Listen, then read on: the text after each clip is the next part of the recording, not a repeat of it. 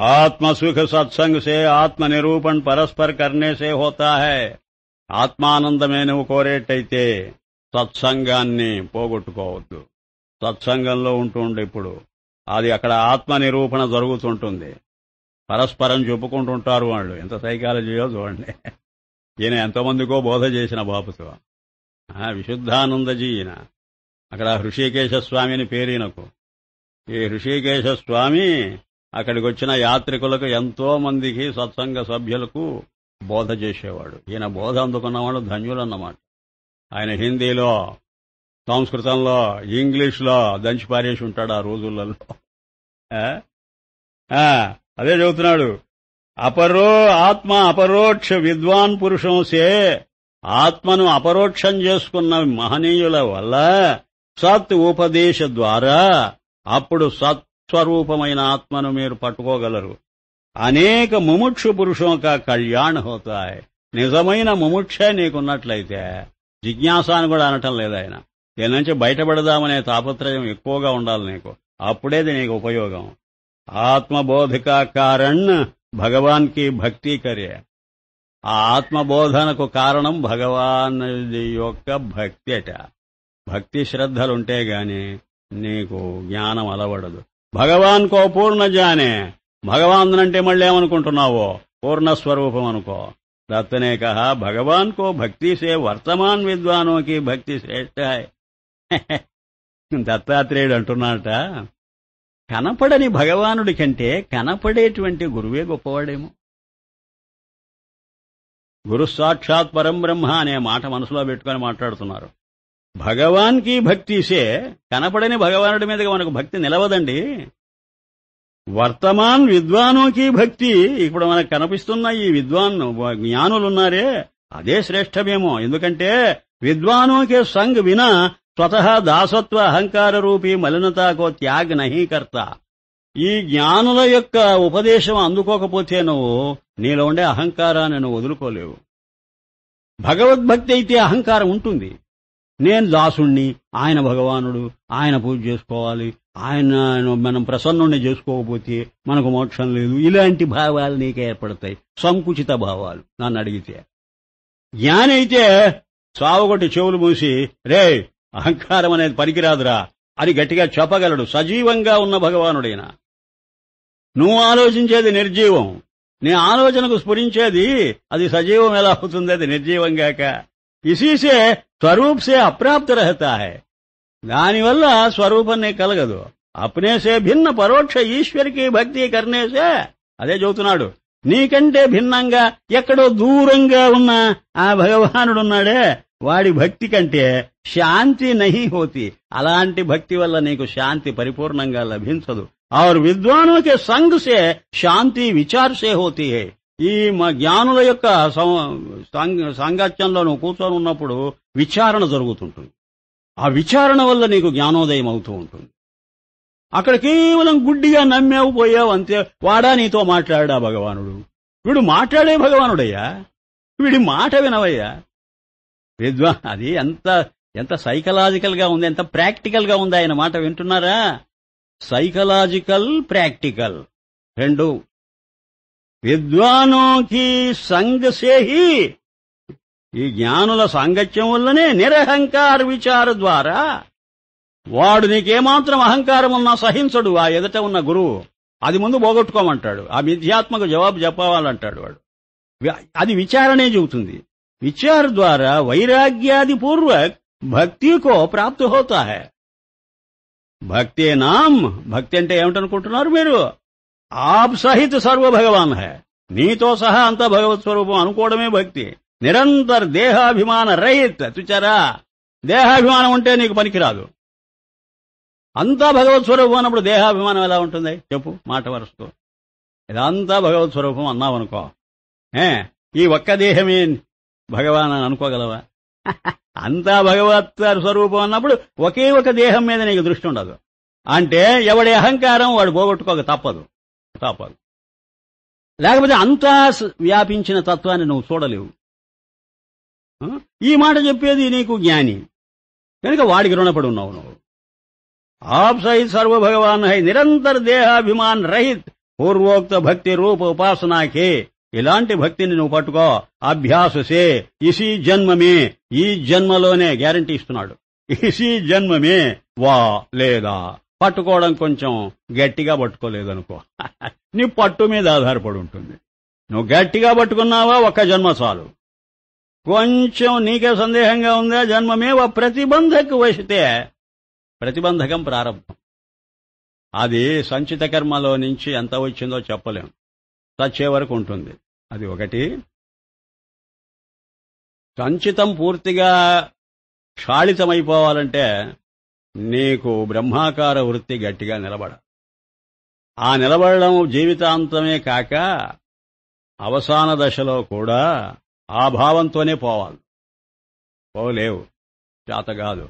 ఎందుకంటే శరీర వ్యాధులు మనోవ్యాధులు ఏవి ముంచుకొచ్చినా నీ మనసు పనిచేయదు. ఒకసారి ఊహించుకుంటేనే భయంగా ఉంటుంది మనకు. మన మరణకాలాన్ని మనం ఊహించుకుంటేనే నిద్ర పట్టకూడదు ఎవరికి. చెబుతున్నా, అది లేక ఆదమరిచి బతుకుతున్నాం మనం. దాన్ని మనసుకు తెచ్చుకోకుండా తప్పించుకుంటున్నాం. ప్రతి మానవుడు ఒక ఎస్కేపిస్టే, వాడు ఫేస్ చేయలేకపోతున్నాడు. తన ఎగ్జిట్ తాను ఎప్పుడూ మనసుకు తెచ్చుకున్నవాడే గొప్ప జ్ఞాని. ఎప్పుడో మరణం కనపడుతుండాలి నీకు. మరణం కనపడితే జ్ఞానం ఏమిటండి అని ఆశ్చర్యంగా ఉంది మీకు. మరణం కనపడమే జ్ఞానం. అర్థమైందా? మరణం పొందటం కాదు. జ్ఞానం లేకపోతే వచ్చేది మరణం. జ్ఞానంతో మరణాన్ని చూస్తుంటే మరణం లేదు. నువ్వెప్పుడు కూడా నీ అభావాన్ని చూస్తుండవు. మరణం అంటే అభావం, యాబ్సెన్స్. మరణాన్ని చూచేది ఏది? ప్రెజెన్స్. నీ జ్ఞానము ప్రెజెంట్ అయి నీ యాబ్సెన్స్ ను చూస్తున్నది. When you are present you are no longer absent. If you are absent you cannot maintain that sense of presence. నేను ప్రెజెంట్ ఎలా అవుతాను? నేను యాబ్సెంట్ అయిపోతే. కనుక మరణిస్తే నేను మరణాన్ని ఎలా చూడగలను? నువ్వు జీవించి మరణాన్ని చూడు. బతికుండంగానే మరణించేవాడే జ్ఞాని, చచ్చిన తర్వాత బతికేవాడే అజ్ఞాని. అంటే రెండిటికి చెబుతా, అర్థం చెబుతా. బతికుండంగా చచ్చిన వాడు జ్ఞాని అనంటే ఇంకా సావు లేదు వాడికి.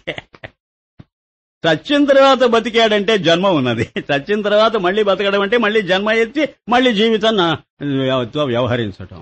అందుకే కేనోపనిషత్తు ఇప్పుడు అర్థం అవుతుంది మనకు. అంటే ప్రేత్యాముష్మాల్లోకాదమృతా భవంతి, దీనిలో నుంచి చచ్చి నువ్వు అమృతుడివి అవుతావు, నువ్వు చచ్చి బతుకుతావు అని అంటున్నది. అది చచ్చి బతికేది ఏమిటిరా అని మనకు ఆశ్చర్యంగా ఉంటుంది. చచ్చేనంటే అనాత్మకు చచ్చిపోయి ఆత్మకు బతికిపోవాలి. అంటే నీకు అనాత్మ కనపడకూడదు. అనాత్మ కనపడకూడదు అంటే మరణం కనపడకూడదు. మరణాన్ని చూస్తూ ఉంటే ఇంక నీకు మరణం లేదు. అది అక్కడ ఏదైనా నువ్వు కీన్ గా అబ్జర్వ్ చేశావంటే నువ్వు ఉండి చేస్తున్నావా, నువ్వు లేక చేస్తున్నావా అని నా ప్రశ్న. నువ్వు ఉంటేనేగా ఒకదాన్ని చూడగలవు. నువ్వు ఉంటుంటే అది మరణం ఎలా అవుతుంది? ఆ మరణం నీది కాదు, అప్పుడు సనత్సు జాతీయంలో వస్తుంది. అసలు ఆ మొత్తం గ్రంథము మరణాన్ని గురించి చెప్పే గ్రంథం అది. ఇంకా అక్కడ రాకపోతే ఎక్కడ వస్తుందండి? చెలువలు పొలవలు పెట్టి రాశారు శంకర భగవత్పాదులు. అసలు ఆ మూల గ్రంథం కంటే ఈయన భాష్యం బ్రహ్మాండంగా ఉంటుంది. దీనిలో ఇంత ఉందే అర్థం అని అనుమానించేంతగా వ్రాస్తాడు ఆయన. ఇంకా కొటేషన్స్ కుప్ప తెప్పలు ఇస్తాడు. మొత్తం వాంగ్మయంలో ఎక్కడెక్కడ దీనికి సంబంధించిన విషయాలున్నాయో అన్ని పట్టుకొచ్చాడండి శంకర భగవత్పాదులు. అంత దీర్ఘంగా వ్రాయటం ఎక్కడా చూడలే నేను.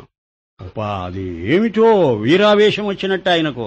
ఎక్కడెక్కడి పురాణాలు, ఇతిహాసాలు, శాస్త్రాలు, స్మృతులు అన్నింటిలో నుంచి కొటేషన్స్ ఇస్తుంటే ఏం అద్భుతం, ఏం కాదు. జన్మమేవా ఇసి జన్మమే, ఈ జన్మలోనే మేం గ్యారంటీ ఇవ్వగలం. ప్రతిబంధకు వశతే భావి జన్మమే. ప్రతిబంధకం నీకుంటే మేం గ్యారంటీ ఇవ్వలేము. అయితే ఒక్కటిస్తాం, వచ్చే జన్మలోనైనా నువ్వు ముక్తి పొందుతావు. ప్రతిబంధకాన్ని పోగొట్టుకో. ఆ పాటికి ఎలా పోగొట్టుకున్నా? బ్రహ్మాకార వృత్తే. అదే జవాబు దానికి. అన్ని మందులకు అమృతాంజనమే అన్నట్టు అన్ని నొప్పులకు అమృతాంజనమే. అలాగే నీకు ప్రతి వృత్తికి బ్రహ్మాకార వృత్తే జవాబు చెబుతుంది. ఇంకా ఏది చెప్పలేదు. ఈశా వాస్యమిదగం సర్వం యత్కించ ఏ ఒక్కటైనా సరే దాన్ని ఈశవాసనతో కప్పేసేయి అన్నాడే. స్వరూపకో ప్రాప్తి హోతీ హై. జైసే మేరా శరీర్ నాశీ హై. వాడనేసరికి ఏమన్నా అంటే సప్త ఋషియోనే కహా. ఈ లోపల సప్త ఋషులు వచ్చి వాళ్ళు అన్నారట, ఒక సలహా ఇస్తున్నాం, మీరేం కంగారు పడకండి. శరీర్ తేరా నాశీ హై, విష్ణు సే సమతా కైసే కర్తా హై. నేనే బ్రహ్మమని అంటున్నావు, నేనే ఈశ్వరుణ్ణి అంటున్నావే నువ్వు. నేనొకటి అడుగుతా, నీ శరీరము నశిస్తున్నది, ఆ పరమాత్మ శరీరం నశించదు. నశించేది నశించనిది ఎలా అవుతుంది అనేసరికి దత్తనే కహా, నీకు మతి ఉండి మాట్లాడుతున్నావా లేక మాట్లాడుతున్నావా? సప్త మహర్షులను దబాయిస్తున్నాడు దత్తాత్రేయుడు. మీరు సప్త మహర్షులు, మీకింతవరకు జ్ఞానం ఉదయించాలి. అదేంటే జైసే మేరా శరీర్ నాశీ హై తైసే విష్ణు కా శరీర్ భీ నాశీ హై. ఏమిటా విష్ణువు గొప్ప? నీకు నాకు జిడ్డు ఇంకా పోకపోతే మనం పనికిరాం. నీ శరీరం ఎలా పాంచభౌతికమో, నీ శరీరం ఎలాగా అనేక వికారాల పాలైపోతున్నదో, చివరకు నశించిపోతున్నదో, అలాగే పరమాత్మకు కూడాను ఒక శరీరం చెప్పావంటే అంటున్నా, చెప్పకపోతే నేనేమనను, చెప్పావంటే అది నశిస్తుంది. కనుకనే సగుణం పోతుంది, నిర్గుణం పోదు. అర్థమైందా? ఇప్పుడు అవతారాలు పోతాయి, మూల విరాట్టు పోడు. ఇది భయపడకూడదండి. ఇక్కడ భయపడితే క్లాసులో కూర్చునే అర్హత కోల్పోతాం మనం. చెబుతున్నా, తాయిసే విష్ణు కా శరీర్ భీ నాశీ హై. ఏ కాగభూషణ్ మళ్ళీ వీడొచ్చాడు. तुमने अनेक ब्रह्मांडों की उत्पत्ति और संहार ब्रह्मा विष्णु शिव सहित होते देखे हैं. రే నువ్వు చూడలేదట్రా భుషుండి, ఎంతమంది విష్ణువులు, ఎంతమంది శివులు, ఎంతమంది బ్రహ్మలు వచ్చిపోయారో నువ్వు చూడలేదా? వాళ్ళు పోయారా లేదా? సాత్ కహో, నిజం చెప్పు. విష్ణు ఆది శరీర్ నాశీ హై కి నహి? నువ్వు చూసిన విష్ణువు బ్రహ్మ వాళ్ళందరూ చచ్చారా బతికారా చెప్పు. ఇప్పుడు బతికుంటే కనపడరు, ఎర్రా. దృశ్యమాన శరీరం మాయా మాత్ర హై. ఒక్కటి తెలుసుకోండి, కనిపించే శరీరం ఎప్పుడూ మాయా మాత్రమే, అది ఎప్పటికీ నిలిచేది కాదు. కిసీకో శరీర అవినాశీ నహి సబ్కా నాశీ హై. ఎవడి శరీరము అవినాశి కాదు, ప్రతిదీ వినాశే, నశించవలసిందే, తప్పదు. అనేక బార్ బ్రహ్మ విష్ణు మహేశాదిక్ శరీర్ జల తరంగవత్ ఉత్పన్న హోతే మిట్ జాతే హై. ఎన్నో మార్లు ఈ బ్రహ్మ విష్ణు మహేశ్వరులు పుట్టారు, సచ్చారు, మరి ఎవడు శాశ్వతంగా లేడు. అవి కలెక్టరు, గవర్నర్ లాంటి పదవులండి. బ్రహ్మ అంటే వాడు ఒకడు కాదండి, వాడొక కలెక్టర్ అండి, వాడొక గవర్నర్ అండి. ఆ పదవి పోగానే వాడు పోస్తాడండి, వాడి కలెక్టర్ అనకూడదండి. అలాగే వాడు బ్రహ్మ కాదు, పాడు కాదు, వాడు అధికారం చెలాయించాడు, వెళ్ళిపోయాడండి. మనమంతేనండి, మనం కూడా ఈ శరీరంలో వచ్చి పడ్డాం, కొంతకాలం ఉంటాం. మనం గవర్నర్ చేశాం, కలెక్ట్ చేశాం. కలెక్ట్ చేసుకుంటే కలెక్టరు, గవర్నర్ చేస్తే గవర్నరు. ఏమిట పెద్ద? ఆ పదవి పోయిందంటే మరణించాం. వాడు పోవాలి. బ్రహ్మ ప్రళయం అంటే అర్థం అది. వాడు కల్పంలో పోవాల్సిందే, తప్పదు. మాయాకా కార్యస్థితి నహి, మాయకు సంబంధించినది ఎప్పుడూ ఉండదు. దత్తనే కహా. అప్పుడు దత్తాత్రేయుడు ఒక డిక్లరేషన్ ఇచ్చాట. ఎందుకు పిచ్చి పిచ్చి మాటలు మాట్లాడతారు? చేత అయితే ఈ పని చెయ్యండి, లేకపోతే నోరు మూసుకుని పడి ఉండండి. ఇదో పరిచ్ఛిన్న అహంకారం పోగొట్టుకోండి అయ్యా సప్త మహర్షులారా. పరిచ్ఛిన్న అహంకార్ సంతో కే సంగ్ విచార్ ద్వారా త్యాగనా హి వైరాగ్య హై. ఈ పరిచ్ఛిన్నమైన అహంకారాన్ని త్యాగనా, పోగొట్టుకోవటమే వైరాగ్యం, అంతేగాని కాషాయాలు కట్టుకోవడం కాదు. సంతోకే సంఘ విచార ద్వారా. అయితే ఎలా పోగొట్టుకుంటాం?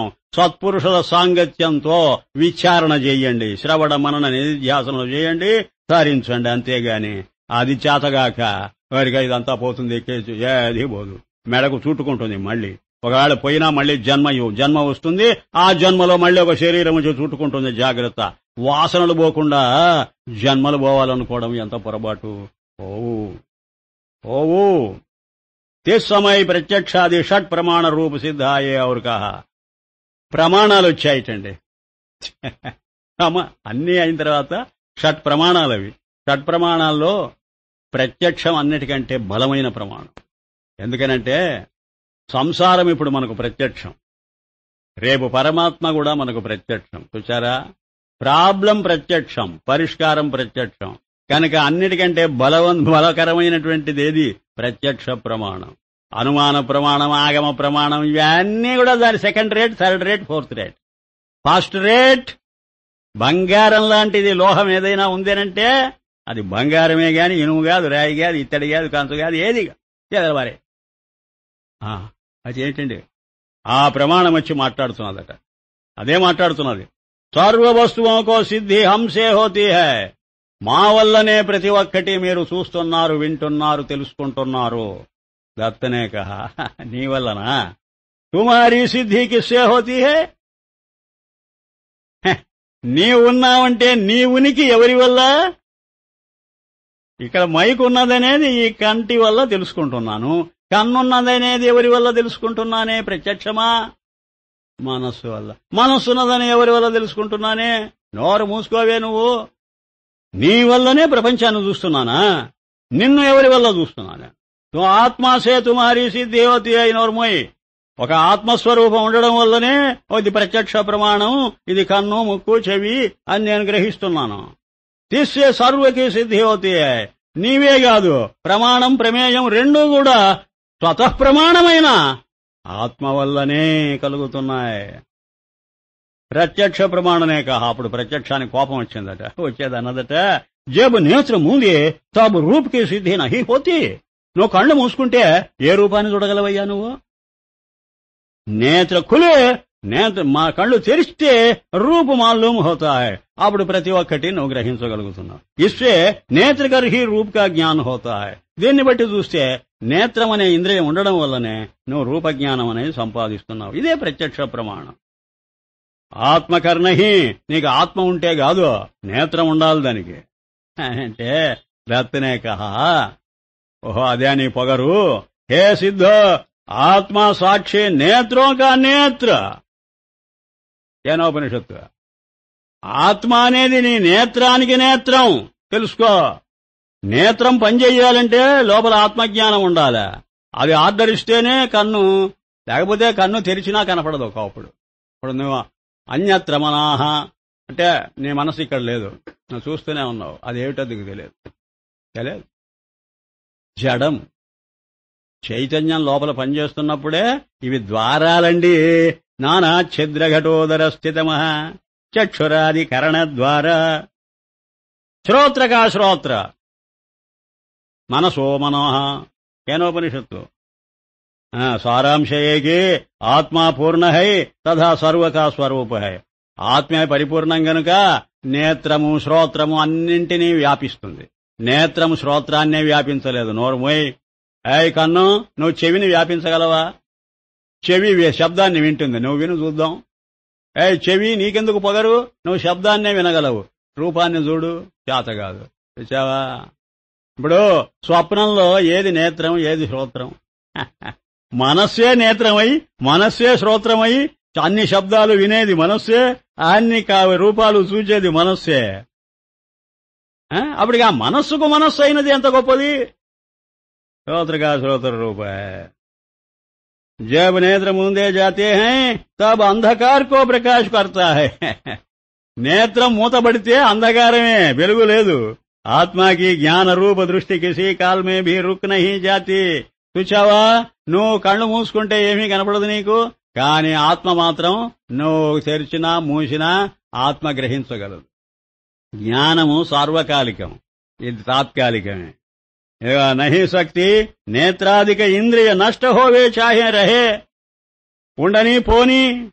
राजा का हुक्म मंत्री द्वारा प्रजा में प्रवृत्त होता है, परंतु मंत्री और प्रजा राजा के ही गुलाम हैं. రాజుగారు తన హుకుం జారీ చేస్తుంటాడు. ఎవరి ద్వారా? మంత్రి ద్వారా. ఇంకోడెవడండి? ప్రజల ద్వారా. వాడి పరిపాలన సాగుతుంటుంది. అవి ద్వారాలే. అంతేగాని రాజుగారు మంత్రికి గులాం కాదు, ప్రజలకు గులాం కాదు. ప్రజలు మంత్రి ఆయనకు గులాము. అయితే వీరు కావాలి ఆయనకు, ఎందుకంటే ఉపాధుల ద్వారా పనిచేసినంత మాత్రాన రాజుగారు ఆ ఉపాధి మేరకే దిగిపోతాడా? అలాగే రాజాధిరాజాయ ప్రసహ్య సాహిని, రాజాధిరాజు ఆత్మ, అది ఈ పంచభూతాల ద్వారా, పంచేంద్రియాల ద్వారా ఈ పరిపాలన, ఈ జీవితమనే ఒకానొక రాజ్యాన్ని పరిపాలిస్తుంటే దీని మీద ఆధారపడిందనంటావా? ఏవీ లేకపోయినా తన పాటికి తాను ఉండగలదు. తెలుసా నీకు? తెలుసా అని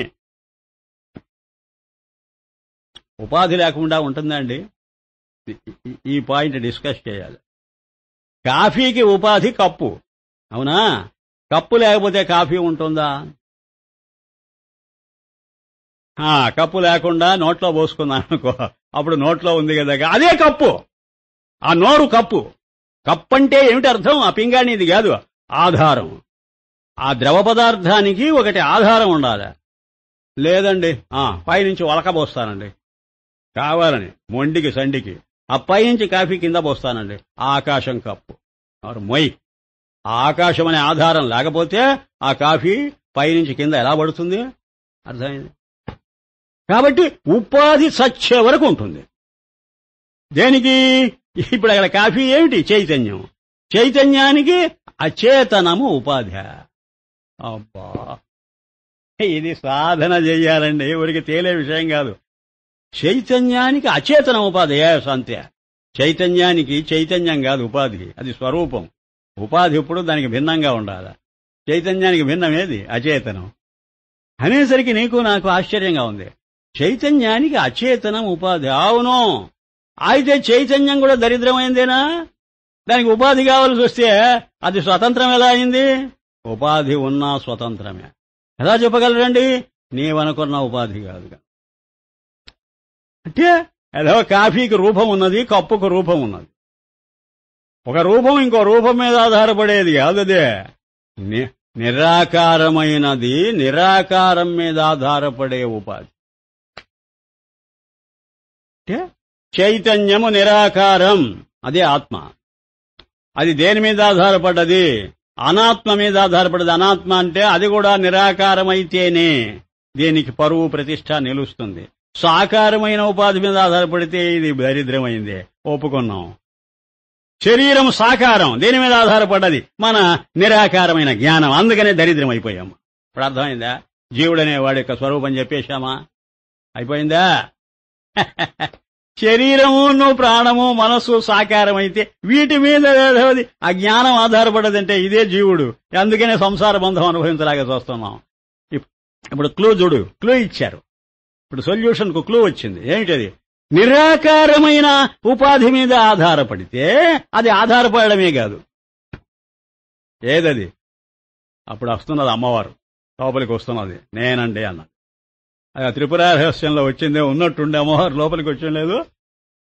వచ్చింది. ఎవరమ్మా నువ్వు సాకారం అన్నది? అబ్బా, నేను సాకారం కాదండి, ఇక తమాషాగా చెబుతున్నాను, నేను లోపలికి వచ్చానని. అంతేగాని లోపలే ఉన్నానండి. లోపలే ఉన్నా వెలపలే ఉన్నా లోపల వెలపల అనేది లేదండి నాకు. ఎవరు నువ్వు? నేను సత్ అండి. ఎవరిని పేరేసి? శక్తి అండి. శక్తి సాకారమా నిరాకారమా? నిరాకారం అండి. ఇప్పుడు ఎవరి మీద ఆధారపడ్డారండి? చిత్తు సత్తు మీద ఆధారపడ్డారు. అదే సముద్రమథనం చేసినప్పుడు హాలాహల విషయం ఎన్నో మార్లు చెప్పాను కథ మీకు. ఆయన గుడ్లు తేలేస్తున్నాడు. ఎవరు? శివుడు. శివుడు శవమైపోయే పరిస్థితి వస్తున్నది. ఎందువల్ల?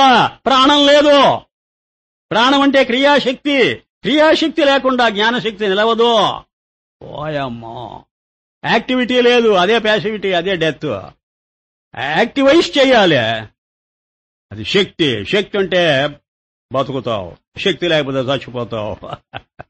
కనుక శివకు శక్తి ఉండాలి. శివశక్త్యాయుక్తో యది భవతి శక్త ప్రభవితుం నచేదేవం దేవో నఖలు కుశల స్పందితుమవి సౌందర్యలహరి. శంకర భగవత్పాదులేవి రాశారని ప్రతీతి. నాకు నమ్మకం లేదనుకోండి. ఒకవేళ రాశారో రాలేదో వేరే విషయం. ఒక మహానుభావుడు రాసి ఉంటాడు, సందేహంలా. శివతత్వానికి శక్తి అనేది కలిస్తేనే అన్ని పనులు జరుగుతాయి. శక్తి లేదో జడమైపోతుంది, అది బతకలేదు. అసలు బతకలేదు. బతకడం అంటేనే శక్తి. అప్పుడు పర్వాలేదట. అంటే అందుకే ఇద్దరు కలిసి ఉండడం అర్ధనారీశ్వరం. కలవకపోతే చస్తారు. ఇది వస్తుంది, అది ఆయన చస్తాడు. చావడం అనే ప్రశ్న లేదు. ఎప్పుడు బతుకు మృత్యుంజయం. అది మృత్యువును జయించినటువంటిది. త్రయంబకం యజామహే. అందువలనే నిరంతరము కలిసి ఉండవలసిందే. ఎలా కలిసి ఉంటాయండి? అరే నిరాకారం కలవకపోవడం ఏమిటయా? సాకారం అయితే విడిపోవడం కలుసుకోవడం ఉంటుంది, కానీ నిరాకారానికి విడిపోవటమే ఉండదు, ఎప్పుడూ కలిసే ఉంటుంది. ఆ కాఫీకి ఆ కప్పుకు సరిపోయింది. ఈ కాఫీ ఈ కప్పు అయితే రెండూ పోతాయి. కప్పు పోతుంది, కాఫీ పోతుంది. దీని మీద మాట్లాడుకోవాలండి. ఊరికే నోట్ చేసి ఉంచుతూ ఉండండి. మీరు ఎప్పుడైనా మంచి మూడ్లో ఉన్నప్పుడు దీని గురించి సెటిల్ చేసి పారేద్దాం. ప్రజారాజా అని అంటే అది గుర్తు వస్తున్నది. सारे कुमार सिद्ध ने कहा जब मैं योग करता हूं तब अपने स्वरूप को देखता हूं. అంటే మేము యోగం చేస్తున్నప్పుడే మాకు శరీరం అంతా ఎక్స్రే తీయకుండానే, స్కానింగ్ గీనింగ్ లేకుండానే, ఏ డాక్టర్తో పని లేకుండానే శరీరం లోపలి భాగాలన్నీ కనిపిస్తుంటాయండి. యోగుల అహంకారం ఎంటుండండి. మీరు చేసే యోగం దేవుడెరుగు. అసలు యోగం చెబుతున్నాడు. ఘట శోధన అని పేరు దీనికి. అనాటమీ, ఒక రకమైన ఫిజియాలజీ, ఏ పేరైనా పెట్టు. లోపల ఉండే భాగాలన్నీ ఎక్స్రే దృష్టితో కనపడ్డట్టు ఎవరికి కనపడతాయో వాడట అసలు యోగి. योग करता हूं तब अपने स्वरूप को देखता हूं. दत्त ने कहा जब तू स्वरूप का देखने वाला हुआ तब स्वरूप तुझसे भिन्न हुआ. రే పిచ్చోడా, నా స్వరూపాన్ని నేను గుర్తిస్తానంటున్నావే, అప్పుడు నువ్వెవరు? నువ్వు గుర్తించే స్వరూపమేమిటి? నువ్వు స్వరూపమేనా, స్వరూపం కాకుండా స్వరూపాన్ని గుర్తిస్తున్నావా? అప్పటికి రెండొచ్చాయి. హే బుద్ధి ఖోయే, నీకు మతుందా లేదా? బుద్ధి ఖోయేట. బుద్ధి పోగొట్టుకున్నవాడు బుద్ధి ఖోయే.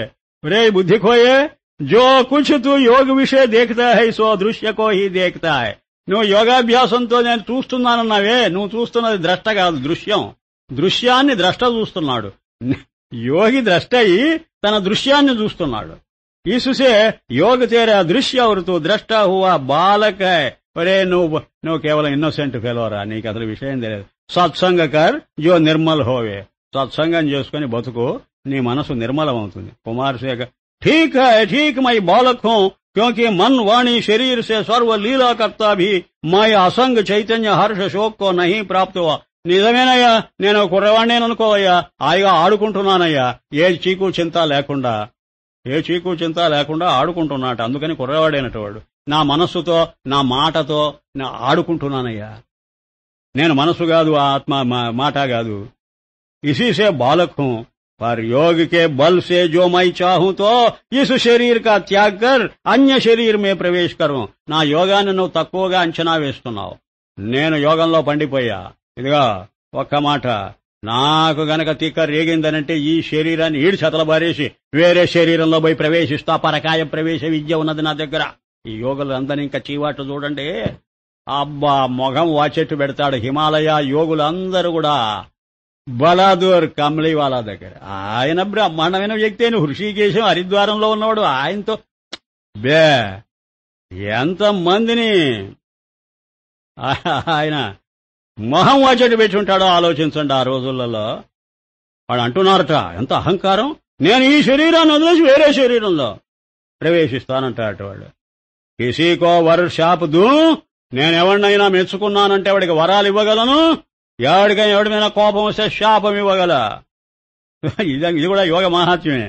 ఓహో హో సక్తా హై और आयु को अधिक न्यून कर सकता है. ఏమో విను, నా ఆయుర్దాయాన్ని ఎంత దూరమైనా పెంచుకొని పోగలను. 300 ఏళ్లు బతుకుతా, 500 ఏళ్లు బతుకుతా. ఇప్పటికీ జిడ్డు నాకు తెలుసా? చాలా మందికి హిమాలయాల్లో యోగులండి ఒక్కొక్కడు 500 ఏళ్ళండి, 800 ఏళ్లు బతుకుతాను. నాన్సెన్స్, సిగ్గు లేకపోతే సరే. ఆయుకో అధిక న్యూన్ కర్ సక్తా హూ. అంతేకాదండి, ఒక మాట, నీవు పెంచుకుంటే పెరగటం కాదండి. కొంతమంది మీ పేపర్లో కూడా వస్తుంటుంది అప్పుడప్పుడు 130 ఏళ్ల వాళ్ళు, 150 ఏళ్ల వాళ్ళు, అలాంటి వాళ్ళు ఉన్నారు. వాళ్ళేం యోగం గీగమేం కాదండి, యోగమేం కాదది. మామూలు మానవులు ఎంతో కాలం బతుకుతున్నారు. ఎంతకాలం బతికినా మహా అయితే 160, 170 ఏళ్లు బతికితే బాధ. కొసురుకుంటే 200 వరకు రావడమే అపరూపం. చెప్పొద్దు, అవి యాక్సిడెంటల్. ఇది భౌతికమైన విషయమే కానీ దానిలో ఆధ్యాత్మికమైనటువంటి పెద్ద జ్ఞానోదయం ఏం కలగలేమనుకో. అధిక న్యూన్ కర్ సక్తా హూ, పెంచుకోగలను. సర్వ ప్రకారకి సామర్థ్య, ఏ రకమైన సామర్థ్యమైనా సరే పతంజలి చెప్పలేదండి. అమ్మా ఎన్ని సిద్ధులైనా వస్తాయి. యోగ్ సే హో సక్తి హై. జ్ఞాన్ సే క్యా ప్రాప్తి హై, నీ జ్ఞానం ఎవడికి కావాలో సరే. ఇప్పుడున్నటువంటి అభిప్రాయాలన్నీ ఎట్లా ఈడ్చిపారేస్తున్నాడు. జ్ఞానం వల్ల నువ్వేమి ఆకాశ గమనం చేయగలవా? దత్తనే కహా హే మూర్ఖ, రే స్టూపిడ్, ఏ బాత్ కహితే తూచుకో సభా మే లజ్జా నహి ఆతి. ఇంత సభలోకి వచ్చి నువ్వు ఏ మాట మాట్లాడడానికి నీకు సిగ్గులే? యోగి ఏక్ శరీర్ కో త్యాగ్ के अन्य शरीर में प्राप्त होता है और अनेक प्रकार के कष्ट पाता है.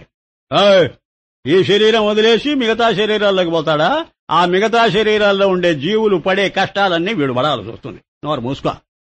ఆ కష్టాలు కూడా పడడానికి తయారైతే పో, ఆ శరీరాల్లో ప్రవేశించు పో. జ్ఞాని ఇసీ శరీరమే స్థితివా. మా జ్ఞాని ఎలాంటి గొప్పవాడో తెలుసా? ఈ ఒక్క శరీరంలోనే కూర్చొనివాడు సుఖపూర్వక్ బ్రహ్మాసే లేకర్ చీంటి పర్యంత్, బ్రహ్మదేవుడి దగ్గర నుంచి చీమ వరకు ఆప్కో పూర్ణ జాంతా హై, సర్వత్రా నేనున్నాను అని తన అస్తిత్వాన్ని పరుచుకొని సర్వ ప్రపంచాన్ని వ్యాపించి ఉండగలడు. అదే పరకాయ ప్రవేశం. తెలుసుకో. పరకాయ ప్రవేశం అంటే శరీరాన్ని వదిలేసి ఇంకో శరీరంలో కాదు. శరీరంలోనే ఉంటూ ఉండవచ్చు, శరీరం వెలపలా ఉంటుండవచ్చు. వదిలేయడం ఎందుకు? వదిలేస్తే ఇక్కడ లేవని అర్థం. వదిలేస్తే ఇక్కడ లేవని అర్థం. అక్కడ ఉన్నావు. ఎంత దరిద్రమైన ఉనికి నీది. ఒక చోట లేదనిపించుకున్న ఉనికిది. మేము ఇదేమిటి ఇంకొకటి ఏమిటి సర్వత్రా ఉన్నప్పుడు శరీరంలో మాత్రం ఉంటే తప్పే? ఇంకో శరీరంలోకి నేను వచ్చానా అంటే శరీరంలో జ్ఞానస్వరూపంగా ఉన్నా, భౌతికంగా పోయి చేరలేదక్కడ నేను. ఇప్పుడు మనం ఇక్కడ కూర్చొని ఉన్నాం. పైన చూచాం, సూర్యుడు కనిపిస్తున్నాడు. అక్కడక్కడ మబ్బు తునకలు కనిపిస్తున్నాయి. నువ్వెక్కడికి వెళ్ళావు? నువ్వు కూర్చొన్నది ఇక్కడే, నువ్వు చూస్తున్నది అక్కడ. నీ చూపు ఎంత దూరం పోయింది? నీవెవరు? నువ్వు శరీరం కాదుగా. శరీరం ఇక్కడ వదిలేశావుగా. పరకాయ ప్రవేశం అంటే చెబుతున్నా, ఆ పరకాయం ఉన్నదే ఆకాశంలోకి వచ్చిందిగా నీ చూపు. అలా ప్రవేశించు, జ్ఞానంతో ప్రవేశించు సర్వత్రా. శరీరం ఉంటే ఎంత, లేకపోతే ఎంత. పూర్ణజాంతా జిడ్డు పోవాలండి మనకు. జిడ్డు పోకపోతే పనికిరామండి మనం. సర్వకా భోక్త ఏ కాల్మే హీ హోతా హై, అన్నింటినీ అనుభవిస్తూ ఒకే కాలంలో నువ్వు అనుభవాలంతా పొందగలవు. అయితే అవి ఆభాస. వాడికి వాస్తవం అనుభవం యోగికి. జ్ఞానికి ఆభాస. పొందినా పొందటం లేదు వాడు. సర్వ జగత్ పర్ ఆజ్ఞా చలానే వాలా హోతా హై, సర్వరూప్ భీ ఆప్ హోతా హై, అన్ని రూపాలు వాడే. సర్వసే అతీత్ భీ ఆప్ హీ హోతా హై, అన్ని రూపాలు తాను అవుతూ కూడా ఆ రూపాల వల్ల ఎఫెక్ట్ గాడు, వాటికి అతీతంగా కూడా ఉండగలడు. సర్వశక్తిమాన్ హోతా హై, సర్వ అశక్తి రూప్ భీ ఆప్ హీ హోతా హై, సర్వ వ్యవహారకర్త భీ ఆప్కో అకర్తా జాంతా. ఇది జ్ఞానం. అన్ని పనులు చేస్తూ కూడా ఏమీ చెయ్యకుండా ఉండడమే. దానివల్ల బంధం లేదు నీకు. యోగికి బంధం ఉన్నది. ఆ శరీరంలో భయపడ్డాడంటే ఈ శరీరంలో పనులు మానేశాడు, ఆ శరీరంలో పనులు పెట్టుకున్నాడు. మాకది కాదయ్యా. ఏ పనులు పెట్టుకున్నా పని లేకుండా ఉండగలం. ఇది నిరాకారమైనటువంటి జ్ఞానం. ఇది जिस अवस्था को सम्यक आत्मा अपरोक्ष विद्वान पुरुष प्राप्त होता है, तो अवस्था स्वरूप अज्ञात व शापादि पूर्वोक्त सामर्थ्य योगी को स्वप्न में भी नहीं प्राप्त होता. ఏ అవస్థలో ఉంటే ఆ అవస్థలోనే నీకు కనిపిస్తున్నాడు గాని ఆ మానవుడు. నీ అవస్థ మారిందో వాడు కనపడడు నీకు. వాడి అవస్థ మారిందో వాడు నీకు కనపడడు. నీ అవస్థను బట్టి నువ్వు మారుతున్నావు. మాకు అవస్థలన్నీ ఆభాస. అది జాగ్రత్త, స్వప్నమా, సుషుప్త్యా. कुमार ने कहा योग के बल से जो चाहूं तो आकाश में जाऊं. గొప్పదేగా. నాకు ఇష్టమైతే నేను ఇక్కడే ఉంటా, లేకపోతే ఆకాశంలోకి వెళ్ళిపోతా. ఆకాశ గమనం ఉన్నదో మాకు అంటున్నాడు. దత్తనేగా రే నీ మొహం ఇట్లా చూపు, ఆకాశంలో వెళ్ళిపోతావా? ఎందుకురా అంత ప్రయత్నం నీకు? రామకృష్ణ పరమహంస చెప్పిన మాట గుర్తొస్తున్నాడు. వాడు పాపం నీళ్ల మీద నడిచిపోయాడు రా అంటుంటే అదొక మహిమట. ఎందుకు వాడికి అంత శ్రమ? ఓ పావల డబ్బులు బారేస్తే ఆ సరంగు ఉన్నాడు కదా, వాడు ఆ పడవలో కూర్చోబెట్టి అక్కడ చేర్చడా? వీడెందుకురా అదే పనిగా అది ప్రదర్శించడం అన్నాడే. దాని అంతరార్థం తెలియదండి చాలా మందికి. ఇప్పుడు ఇక్కడ కూడా అదే మాట మాట్లాడు. పక్షి ఆకాశమే ఉడితే ఫిర్తే హై, పిచ్చివాడ. ఆ కాకులు గద్దలు తిరుగుతున్నాయి హాయిగా ఆకాశంలో. అంతకంటే నువ్వు బొడిచిందేమిటి? నువ్వు ఆకాశంలో తిరుగు. ఆ సిద్ధ హై, అవి సిద్ధులా ఏంటి? ఆ కాకి సిద్ధున్నదా? ఆ గద్దకు సిద్ధున్నదా? అవి సిద్ధ పురుషులా? ఆకాశంలో తిరిగినంత మాత్రం చేత సిద్ధపురుషుడు అవుతావా? ఇది అర్థం. సిద్ధపురుషుడు యొక్క లక్షణం ఆకాశంలో తిరగడమేనా? భూమి తిరిగితే పనికిరాదా? జ్ఞానానికి భూమి ఆకాశం రెండూ సమానమేరా పిచ్చివాడ. అన్నీ ఉపాధులేరా. ఉపాధులంతా తన ఆభాసేరా. ఆభాస అంతా తన స్వరూపమేరా. అలాగా భావన చేయరా నువ్వు. అంతేగాని ఒక చోట వదిలేసి ఒక చోటికి పోతే గొప్ప అనుకుంటున్నావు. ఇప్పుడు అమెరికా వెళ్ళినవాడంత గొప్పవాడా? ఇండియాలో ఉంటే కాదా? ఇండియాకు వచ్చిన అమెరికన్ తక్కువవాడా? అమెరికాలో ఉంటే గొప్పవాడా? దేశం కాలం ఇవే కనపడి వస్తున్నాయి నీకు. ఎంతసేపటికి దేశకాలాలు రెండు వ్యాపించిన తత్వం కనపడి చావలేదు నీకు. యోగి ఏకేక్ శ్వాసమే అమృతపాన్ కర్తా హై. ఒక్కొక్క శ్వాసలో అమృతపానం చేస్తాడయ్యా యోగి. నీ మోగం అది అమృతం కాదు, పాడు కాదు, సోహం జాబ్. దానికి మొన్న చెప్పాడు చూడండి, మధ్య అది ఇది కరిగిపోయి ఆ విధవదంతా రక్తం గిక్తం అంతా కరిగిపోయి వస్తుంటే అదంతా కూడా రుచి చూడలేక చస్తూ లంబిక అని ఉంటుంది. లంబిక అంటే కొండనాలుక, చిరునాలుక. దాన్ని సగం కోసి పారేస్తాడు. అబ్బా ఘోరంలేండి. దారుణమైన పనులు చేయలేక చేస్తారండి ఈ యోగులు. వీళ్ళకు హఠం ఎక్కువండి. యోగ అయోగ దోనోకో ఆపునే దృశ్యమాంతా హై జ్ఞాని. యోగం అయోగం రెండూ సమానమే జ్ఞానికి. సాబు మన్కే ఖియాల్ హై.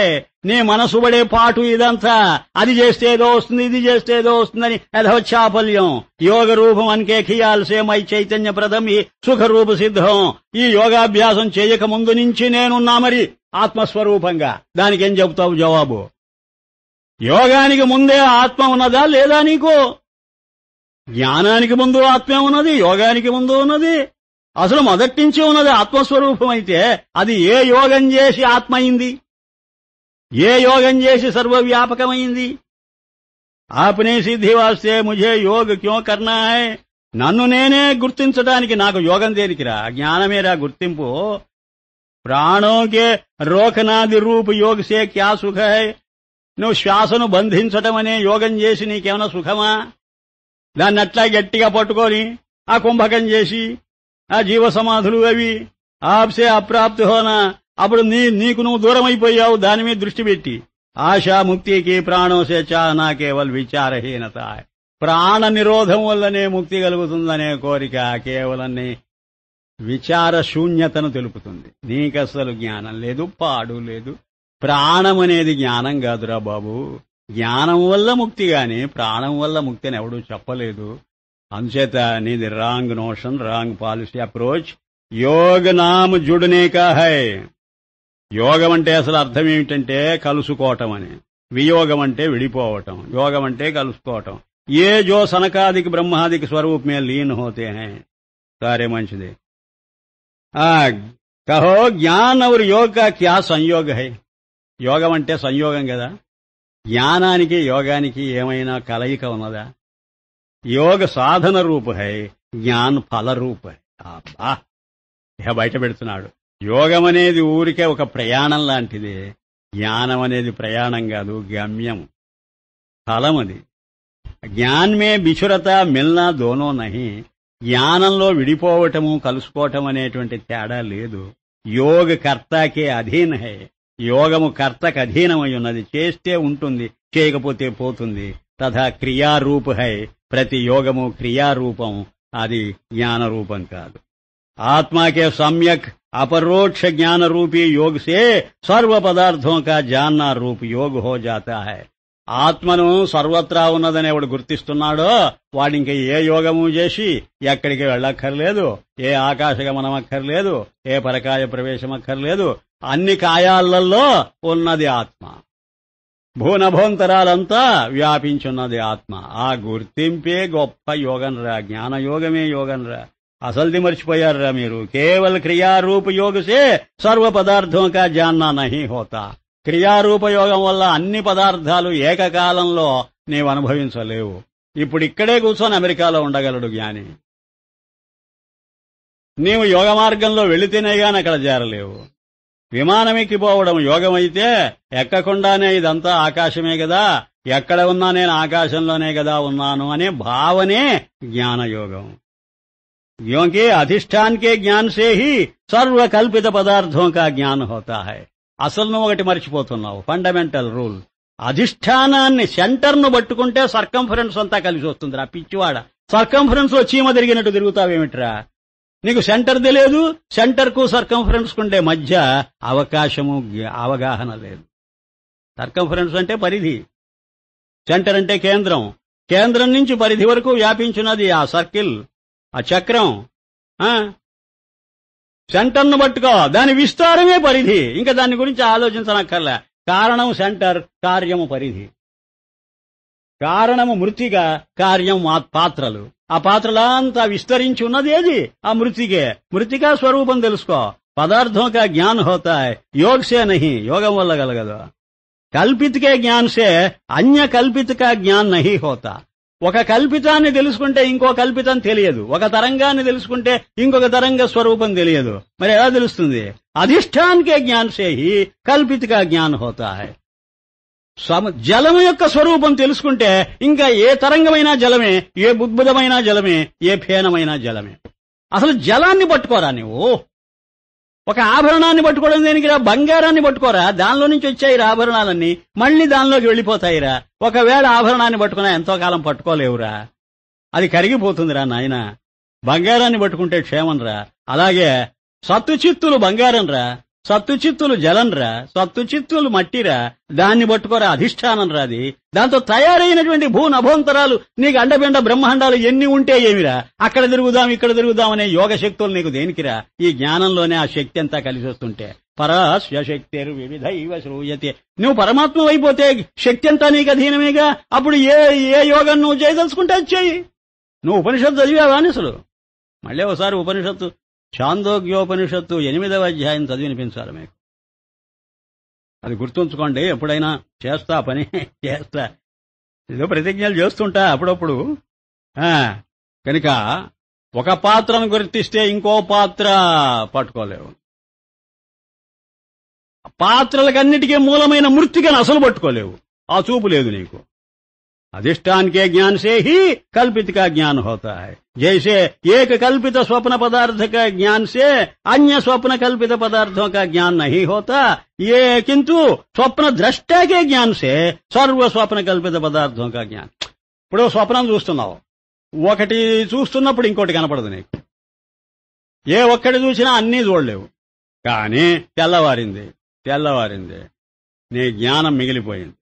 ఈ జ్ఞానమే అన్ని దృశ్య పదార్థాలుగా నీకు కనిపించింది. ఇప్పుడు జ్ఞానం ఉంది నీ దగ్గర, దృష్టి ఉన్నది. నువ్వు చూస్తాం, చూస్తే ఏమవుతుంది తెలుసా? అంతా ఆభాస అయిపోతుంది. నీ మనసుకు వస్తుంది మళ్ళీ స్వప్నం మనసుకు వస్తూ ఉంటే జ్ఞానంలో లయమైపోతున్నట్టు చూస్తావు నువ్వు. జ్ఞానంలో నుంచి వచ్చింది అది, జ్ఞానంలోనే ఉంది. ఆధారం చేసుకుని జ్ఞానంలో లయమైపోయింది. నీకు ఏది సేఫ్, ఏది క్షేమం? నీకు ఆ విధవ పదార్థాల వెంట పడడమా? నీ జ్ఞానాన్ని నువ్వు పట్టుకో. చేతైతే ఆది మధ్యాంతాల్లో ఉన్నది నేనే అని అర్థం చేసుకో.